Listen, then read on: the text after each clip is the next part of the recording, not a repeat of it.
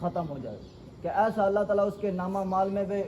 قیامت والے دن اس کا محل عطا کرتے کہ وہ قیامت والے دن پوری دنیا دیکھتی رہ جائے کہ اتنا عالی شان اللہ نے اسے کیسے مقام عطا فرمایا۔ اور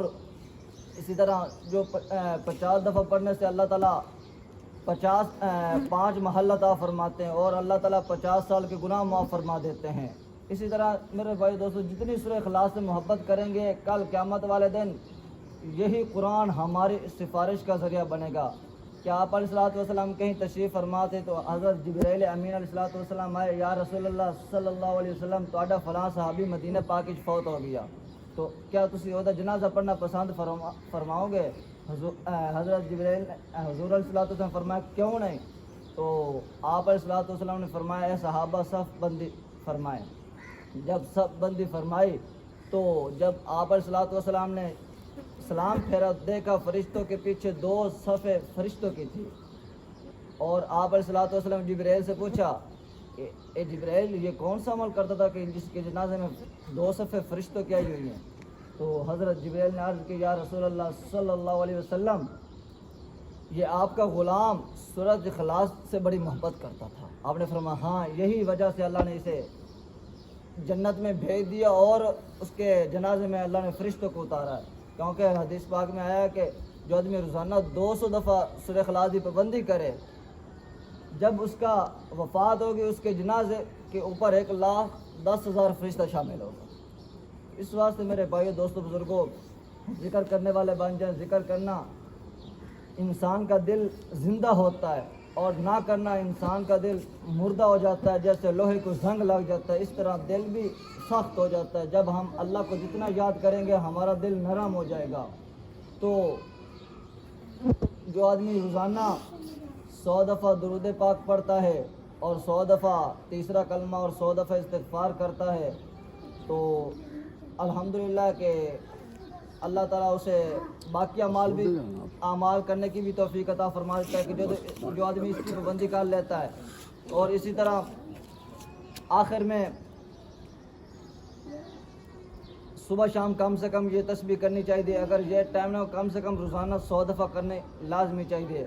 اور اسی طرح جو آدمی روزانہ 10 دفعہ صبح کے وقت لا حول ولا قوت الا باللہ العلی العظیم پڑھ لیتا ہے تو اللہ تعالیٰ کا غصہ ٹھنڈا ہو جاتا ہے۔ اور جو آدمی شام کو پڑھ لیتا ہے لا حول ولا قوت الا باللہ العلی العظیم 10 دفعہ تو اللہ تعالیٰ شیطان سے اس کی حفاظت فرماتے ہیں۔ اور جو آدمی رات کو سوتے وقت 10 دفعہ لا حول ولا قوت الا باللہ العلی العظیم پڑھ لیتا ہے تو اللہ تعالیٰ اس کے دل سے دنیا کا غم مٹا دیتے ہیں۔ اور اسی طرح جو آدمی 10 دفعہ سبحان اللہ و بحمدہ سبحان اللہ العظیم پڑھتا ہے تو اللہ تعالیٰ اس کا ایک جنت میں گول گنبد جیسا محل عطا فرماتے ہیں 7 دفعہ پڑھنے سے، اور 10 دفعہ پڑھنے سے اللہ تعالیٰ اسے 100 نیکی عطا فرماتے ہیں۔ اسی طرح میرے بھائیو دوستو بزرگوں، جو آدمی جمعے کے بعد 7 دفعہ آخری 3 صورتیں پڑھے تو اللہ تعالیٰ پچھلے ہفتے کے سارے گناہ معاف فرما دیتے ہیں، آئندہ جمعے تک اللہ تعالیٰ اس کی گناہوں سے حفاظت فرماتے ہیں۔ اور 100 دفعہ یہ پڑھے سبحان اللہ العظیم و بحمدہ تو اللہ تعالیٰ اس پڑھنے والے کے 1,00,000 گناہ مٹاتا ہے اور اس کے والدین کے 24,000 گناہ مٹاتا ہے۔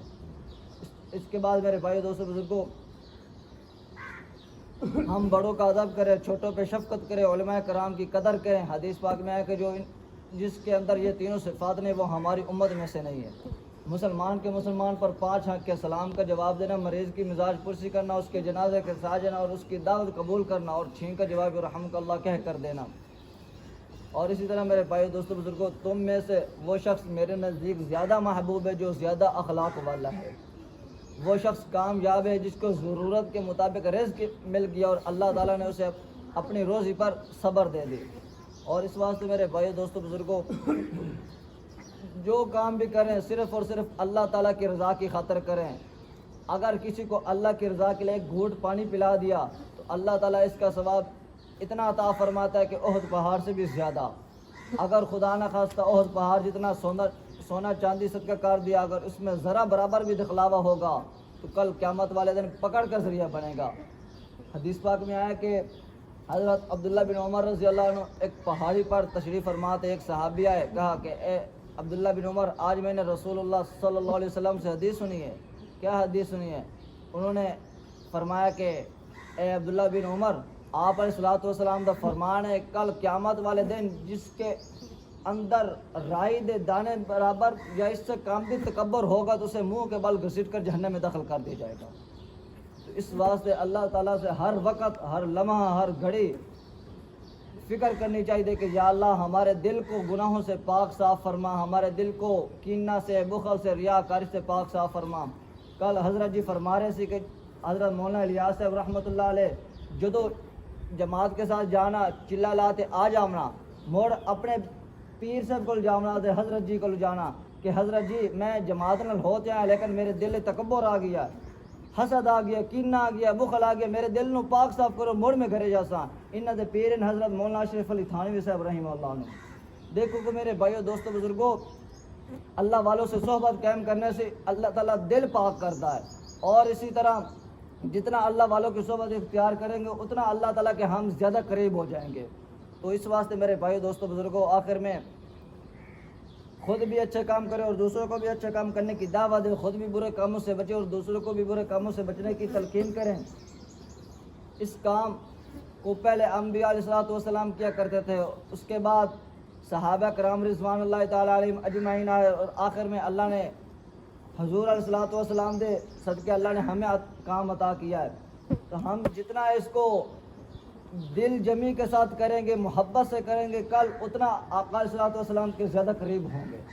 تو میرے بھائیو، دوستو، بزرگوں، ایک حدیث میں آیا کہ قیامت والے دن کچھ لوگ موتیوں کے ممبروں پر بیٹھے ہوں گے، تو لوگ انہیں دیکھ کر رش کریں گے، پوچھیں گے یہ کون لوگ ہیں، یہ کوئی نبی ہیں وقت کے، یا شہید ہیں، یا کوئی ولی ہیں، یا کون ہیں؟ تو اعلان ہوگا کہ یہ وہ لوگ ہیں جو مختلف علاقوں سے، مختلف خاندانوں سے، مختلف زبانیں اور مختلف انہوں دے لہجے اور ایک تھرے جمع ہو کر اللہ تعالیٰ کا ذکر کرتے تھے، یہ وہی لوگ ہیں۔ تو اللہ تعالیٰ کا شکر ادا کرے کہ کتنے ایسے لوگ ہیں جو ابھی تک گھر میں سوئے پڑے، اللہ نے ہمیں اپنی رحمت سے اپنے گھر میں آنے کی توفیق عطا فرمائی۔ دیکھو کہ حدیث پاک میں آیا ہے کہ جب انسان اللہ سے ناراض ہوتا ہے تو اللہ تعالیٰ اس سے مال و دولت نہیں چھینتا، اللہ تعالیٰ سجدے کی توفیق اس سے چھینتا۔ اس واسطے اللہ تعالیٰ کا شکر ادا کیا کرے کہ یا اللہ تیرا شکر ہے کہ تو نے مجھے با جماعت نماز پڑھنے کی توفیق عطا فرمائی۔